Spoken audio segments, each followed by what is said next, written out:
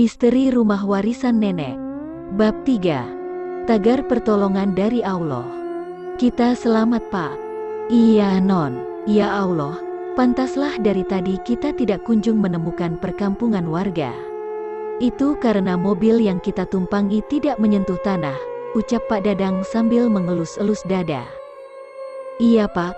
Sekarang lihatlah pohon karet itu. Cabangnya ada di atas, dan barusan mobil kita berada di atas sana. Iya, untung Non cepat sadar, kalau enggak entah sampai kapan kita di sini. Semua karena Allah, Pak. Dari sekian banyak pohon karet, pohon itulah yang bercabang. Ya sudah, kita lanjutkan perjalanan, Pak. Jangan lupa baca bismillah.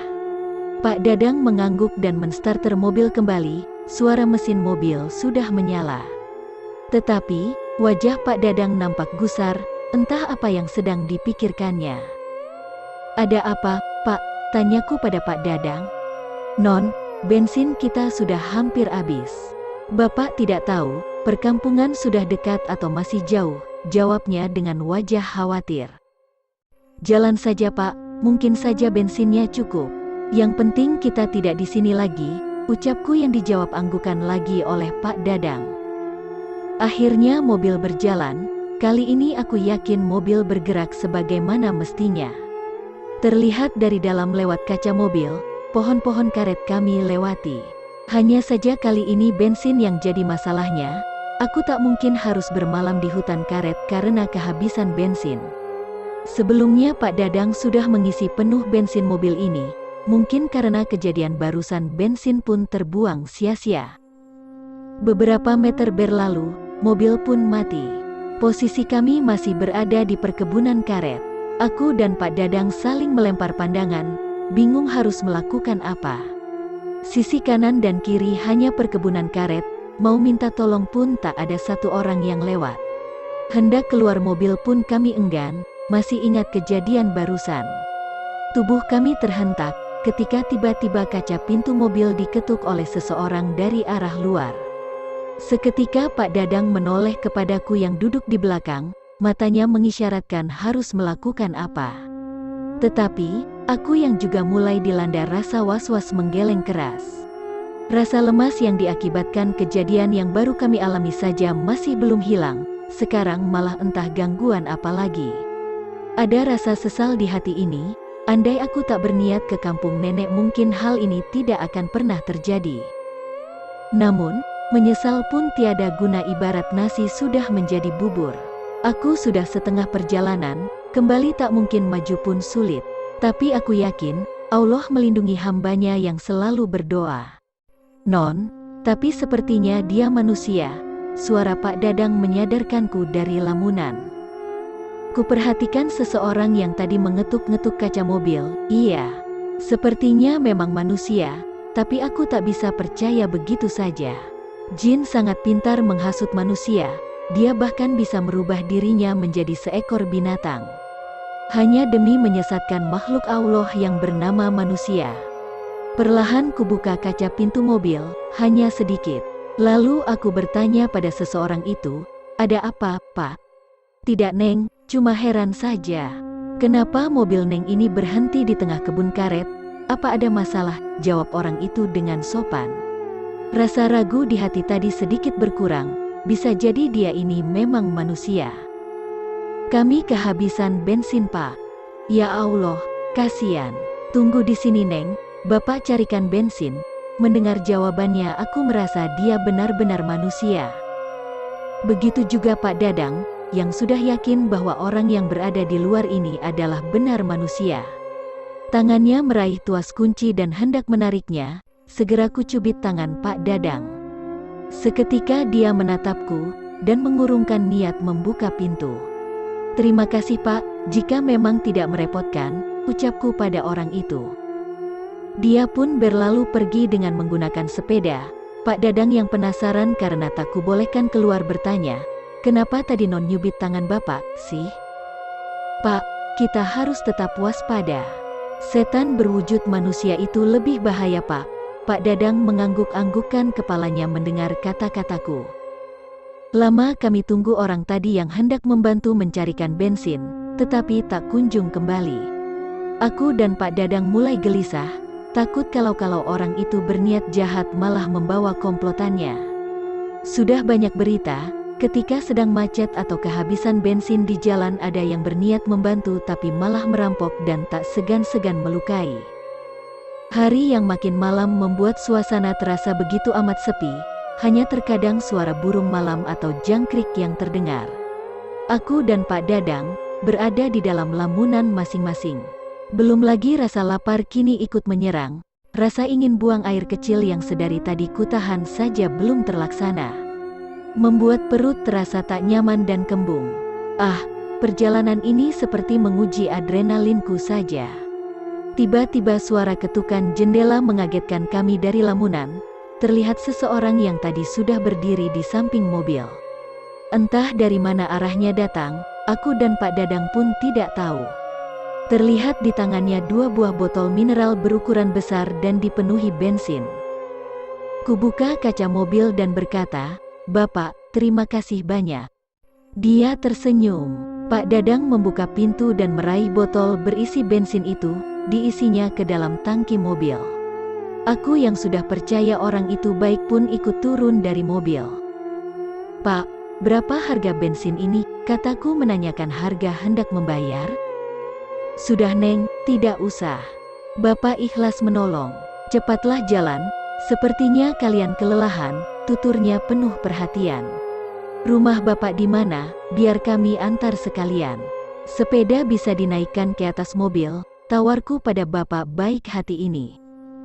"Tidak usah Neng, Bapak naik sepeda saja," tolaknya sembari menaiki sepeda dan berlalu pergi. Aku dan Pak Dadang masuk ke dalam mobil kembali. Mobil sudah menyala dan berjalan.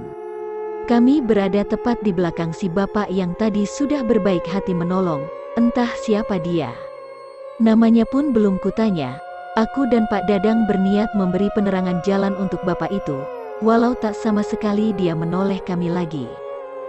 "Non, kemana bapak tadi?" tanya Pak Dadang yang membuatku memfokuskan pandangan ke depan. Tak ada siapapun di sana. Padahal tadi jelas-jelas si bapak menaiki sepeda dengan sangat santai. Aku yang juga merasa heran berkata pada Pak Dadang, "Apa tadi dia tidak berbelok, Pak?" "Tidak Non, sedari tadi tidak terlihat ada belokan." Aku menengok ke kanan, kiri, juga belakang.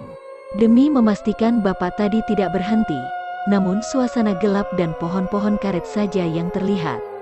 Kemana dia, pikirku.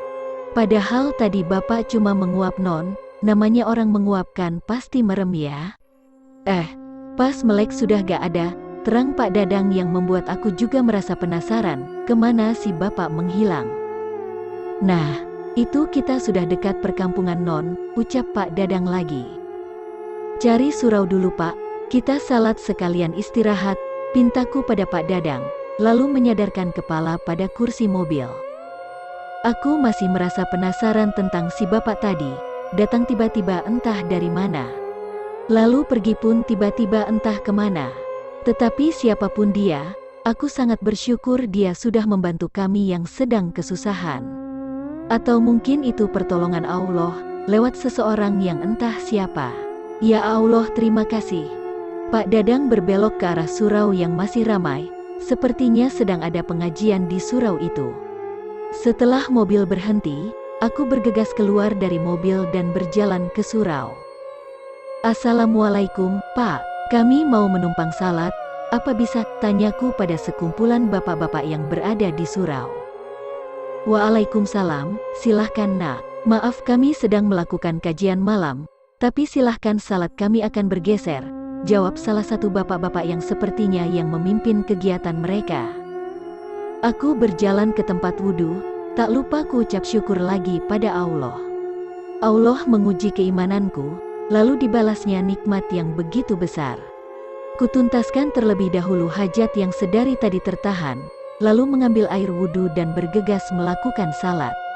Tak lupa aku pun mengkodo salat maghrib yang tadi terlewat, beruntung salat isya tidak sampai terlewat juga. Kalau bukan pertolongan bapak baik hati tadi, bisa-bisa sampai besok pagi aku berada di tengah kebun karet. Ada rasa salah di hati, karena tadi sudah berpikir jelek tentang bapak itu. Maafkan hambamu ya Allah. Setelah selesai mengerjakan salat, kulihat Pak Dadang sudah duduk bersama bapak-bapak yang tadi ada di surau. Pak Dadang yang melihatku sudah melipat mukena pun memanggilku, "Sini Non, kita istirahat dulu." Aku mengangguk dan berjalan mendekat ke arah mereka. Pak Dadang menggeser satu piring berisi kue-kue juga segelas teh hangat. "Makan Non, pasti lapar kan?" ucap Pak Dadang. Dia memang sangat perhatian padaku. Dia selalu menganggapku seperti anaknya. Aku mengangguk dan duduk tidak jauh dari Pak Dadang, sambil mendengarkan Pak Dadang yang menceritakan kejadian yang baru kami alami. Sambil sesekali meneguk teh hangat dan juga memakan kue pemberian bapak-bapak yang sedang pengajian. Seketika pikiranku teringat pada kata-kata Mama tadi pagi, bahwa bekal Syah, kamu kan gampang lapar, tetapi aku menolak saran Mama. Dan akhirnya memang aku kelaparan. Tapi pertolongan Allah itu memang nyata. Di tengah rasa kelaparan, aku dipertemukan oleh sekelompok orang-orang yang sedang mengaji. Bahkan mereka memberi sedikit makanan seakan tahu perut ini sudah meronta untuk diisi. "Lebih baik malam ini kalian menginap di rumahku saja," ucap salah satu bapak, yang kupikir tadi sebagai pimpinan pengajian ini. "Terima kasih banyak Pak Ustadz, aku tanya dulu pada Non Syasya," jawab Pak Dadang. Dan ternyata dugaanku benar, bapak itu seorang ustadz sekaligus pimpinan dalam kelompok pengajian ini. Pak Dadang yang mengarahkan pandangannya padaku, langsung kujawab dengan anggukan. "Perjalanan masih setengah lagi, sebentar lagi kami akan bertemu dengan perkebunan kelapa sawit." Setelah kejadian yang baru kualami, membuatku enggan meneruskan perjalanan malam-malam begini. Cari aman sajalah, pikirku. Baiklah, malam ini sampai di sini dulu pembahasan kita. Akan kita lanjutkan besok malam. Wassalam. Ketua pengajian yang dipanggil Ustadz ini pun menutup acaranya. Beberapa orang sudah ada yang bangkit hendak pulang, juga masih ada yang duduk untuk sekedar berbincang. Pak Ustadz sebagai pemimpin yang menawari kami menginap pun mengajak kami ke rumahnya. Aku dan Pak Dadang berpamitan pada semua bapak-bapak yang masih duduk. Tetapi, aku menangkap satu sosok lain di tengah kumpulan bapak-bapak itu. Dia. Di KBMF Sudap Bab 4 yuk mampir. Bersambung.